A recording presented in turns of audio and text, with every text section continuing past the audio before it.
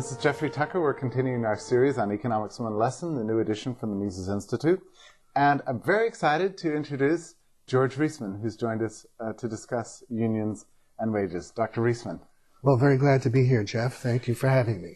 So we first tackled the issue of minimum wage laws, the almost universal confusion even after all of these years. What does Hazlitt say about minimum wage? Well, his basic point is that minimum wage laws or any legislation that raises wage rates above the free market level causes unemployment.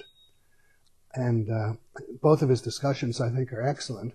And I don't know of any better book as an introduction to economics. And I've taught from it for many years in the past, always with very good results. I see. Uh-huh. And if you put his chapters on minimum wage and unions together, one of his main points is that unions cannot raise wage rates for all workers taken together. The most they can do is raise wage rates for some groups of workers. They cause unemployment in those particular fields. For example, if a carpenters union raises the wage rates of carpenters, there'll be fewer carpenters employed. The unemployed carpenters will then have to seek employment somewhere else. That enlarges the supply of labor elsewhere, and in order for them to be absorbed, wage rates in the new lines where they enter have to go down. So the unions make a gain for the carpenters who keep their jobs, but impose a loss on workers elsewhere in the economy. And then if we have unions throughout the economic system, the unions in the higher areas of skill force certain workers out into lower lines. That either depresses the wage rates in the lower lines, or if they have unions, the more skilled, better qualified workers cause less skilled workers to be unemployed. They then go down a rung lower, and then it concentrates at the bottom where you have the minimum wage laws, and then you simply end up with permanent unemployment.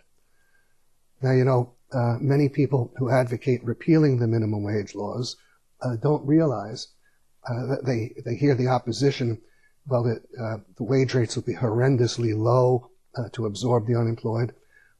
The unemployed could be absorbed on much better terms if the repeal of minimum wages was coupled with the repeal of pro-union legislation, mm-hmm.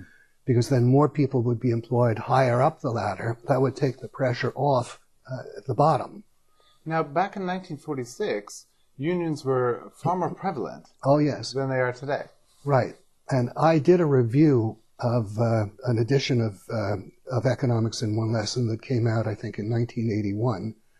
And I reread the book at that time, and one of the things I noticed was that here and there'd be some statement by Hazlitt, unions on the whole are pretty bad and destructive, except, of course, when workers are being underpaid or whatever. And I made the point that these statements seemed totally out of place. And I got a letter from Hazlitt who acknowledged that they didn't really make sense, but he had to put them in here and there just in order to have the book published when it appeared. Yeah. It was a different world, really. Yeah. Almost, how much of the economy was, how much of the labor force was unionized in 1946? It was 40%? Possibly much higher than today. And something had to happen, didn't it? I mean, it was on the verge of collapse. Yeah, well... Or stagnation, extreme stagnation. Well, they were certainly a growing problem. I guess the Taft-Hartley Act set them back somewhat. But the natural effect of unions, especially if the industries in which they predominate are subject to foreign competition or non-union competition, the union's effect is to destroy those industries. So a major reason that the United States has lost so much of its manufacturing is the power of unions in such fields as automobiles, steel. People complain, or used to complain more, about Monday morning cars because the workers would come in hungover from the weekend. I've heard that phrase. That's funny. Yeah.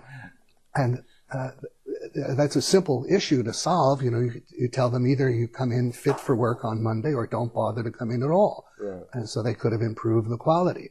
But they couldn't do that because such action would provoke a major strike. So the American automobile industry lost greatly in competition because of the poor quality of the cars produced by union workers, their work rules that lower productivity, plus their wage demands, the pensions. I would say they're responsible in large measure for the destruction of our automobile industry, our steel industry, and other major industries. I know here in Alabama we're benefiting from this in some way. We keep getting auto plants moving down, small engines. So long as they remain non-union. Yeah, and they move here because we don't have these we have open shop rules, and so the same thing has happened on an international level. The capital chases places that have relatively less restricted. Yeah, it places our industries at a great handicap. Yes, right. Now, what would you say to those? Well, let me ask it this way: are there any conditions under which minimum wage laws or laws favoring union organizations actually help workers? I overall? Can't imagine any. Okay. I mean, they should be free to organize any voluntary association they want, but they should not have any right to prevent other people able and willing to do their jobs at a lower wage. Well, this is a great confusion about this whole question of whether or not unions are voluntary or not. If you had a free market in labor, would we see anything like modern unions anywhere, to your mind? I don't think we'd see unions organized for strikes and things of that kind. You might see fraternal associations, maybe people who work in the same plant. Maybe they want to have a softball team or something, or a burial fund, or God knows what. But I don't think you would see anything where they're organizing strikes and stoppages. Right. Because it would not be possible for any one group of workers to get significantly higher wages than other workers able to do their jobs. Right. So the guild is just not likely to succeed over the long term, especially not in the modern age. Exactly, not under economic freedom. Right. Now, what about the next chapter? Hazlitt talks about this idea of enough to. The title is "Enough to Buy Back the Product." And right. Quotations. What does he mean by that? Okay. Well, it's a popular argument of the unions, widely accepted, that the source of demand for the products is from the payment of wages. Now, it's certainly true that the workers' expenditure of their wages is a huge source of demand for products, but it cannot account for business profits, and you can't improve business profits by raising wages. And it's really a simple issue. On the one side, imagine that whatever wages are paid will be spent to buy consumers' goods, so they count as sales revenues. But on the other side, they count equivalently as costs. Now, if we add to the wages paid and the sales revenues, we're adding equals to whatever inequality we might have had. It doesn't increase the inequality. It doesn't add to profits.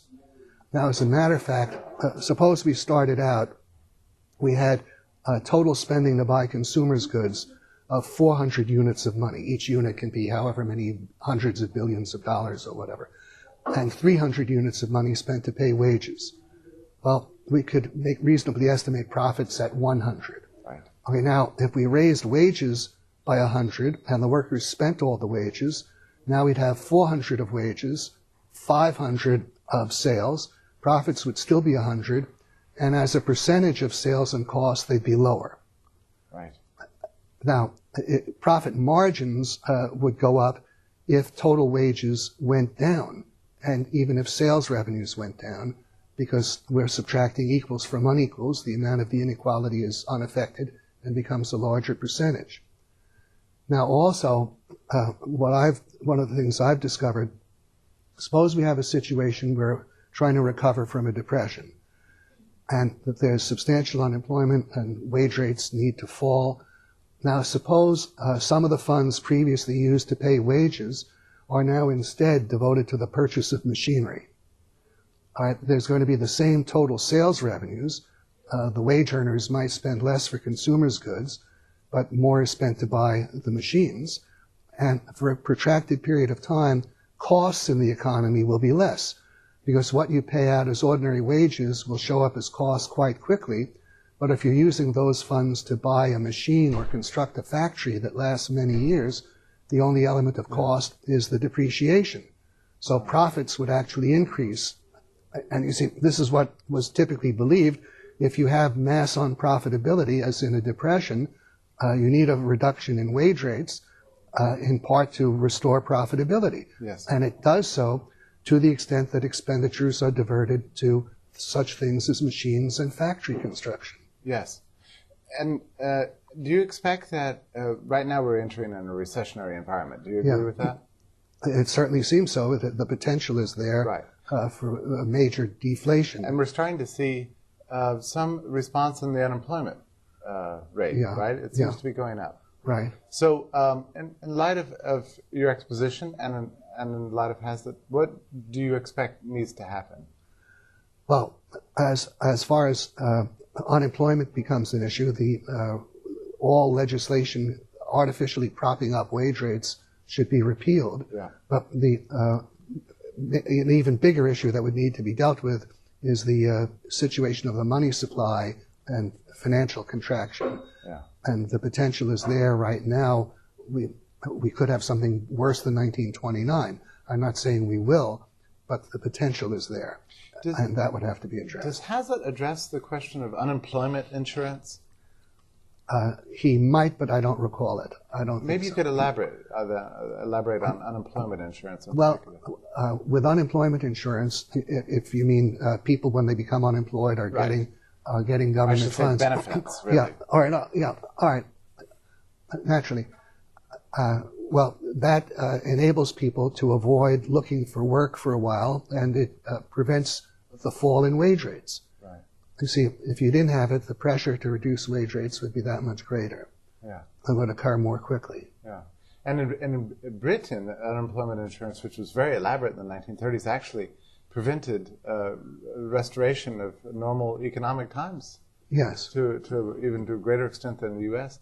And yet, every time we go into a recession, Congress, Republicans and Democrats, are ready to jump in and... Right. And one other thing I think is very important in this context, even if you have unions just in a few key industries, and they're in a position to prevent a fall in wage rates in those particular industries, that operates to necessitate a vastly greater fall in wage rates in other industries, because when we try to expand production, we need to have expansion occurring more or less throughout the economy. Like suppose we wanted to produce more automobiles, but something was acting as a bottleneck in the production of copper. Well, then that greatly retards our productivity in every area that depends on copper. So if you have unions in certain key fields whose expansion is being held back in order to make the employment of people worthwhile elsewhere, you have to overcome this barrier of their productivity being artificially held down because of lack of supplies of complementary factors of production. That's a very interesting point. So that even if unions constitute only, say, 5% of the private sector workforce, they could still do a lot of damage.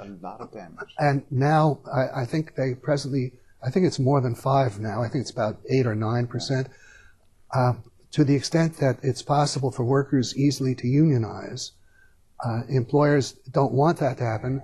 So many non-union employers routinely match the union scales to avoid giving the workers a reason to unionize, which means that the union wage demands are have a much wider influence than just in the unionized fields. That would be an example of an unseen cost, I suppose. So they do, in fact, serve to raise wage rates very, very broadly, far beyond indicated by the percentage of their membership. Now, in the public sector, unions are far more prevalent. Why is that? Well, there, the employers are not operating in a market. They're not concerned with matters of profit and loss. They can pay anything, and the taxpayers end up footing the bill, and they're buying votes at the public's expense, and they can run bigger departments. So I think a good case could be made. No unions should be allowed, certainly in working for the government, because they're taking it's like taking advantage of a person incapable of taking care of himself. You know, the government has no profit and loss incentive. It's not its money. Right. So the unions are dealing with someone who can't offer appropriate resistance, and those incentives are to constantly cater to them. So when we see those public sector unions out protesting and demanding more wages, you should hold on to your wallet. Right? Yeah. And that's their area of growth, because they destroy one private industry after another. And so in a way, the unions are vampire-like, because they need to find fresh blood in order to prosper. Yeah, that's great. Well, thank you very much, Dr. Reisman, for your exposition today, which is very clear and wonderful. Well, thank you. I have a hard time imagining that Hazlitt could be more clear than you are. Well, thank you very much. It's been my pleasure.